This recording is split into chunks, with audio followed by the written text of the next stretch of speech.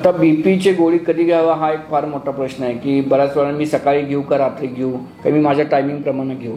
तर याच्यामध्ये आपण एक गोष्ट समजावून घेणं गरजेचं आहे की आपल्याला ज्या लोकांना ब्लड प्रेशर नसतं त्यांच्या शरीरामध्ये म्हणजे आपल्या मानवी शरीरामध्ये ब्लड प्रेशरचं एक प्रकारे ॲटो रेग्युलेशन होतं. ते काय ॲटो रेग्युलेशन असतं तर सकाळच्या वेळेला आपला बीपी कमी असतो, सकाळी 4, 8, 12च्या दरम्यान.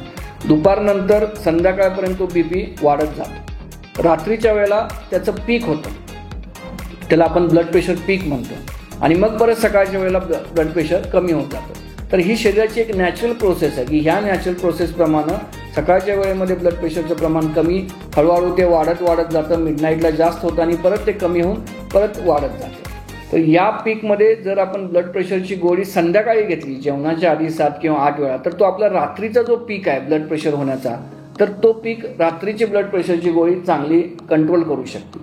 ब्लड प्रेशरच्या काही गोळ्या 6 तास इफेक्ट करतात, काही 12 तास करतात, काही 24 तास करतात.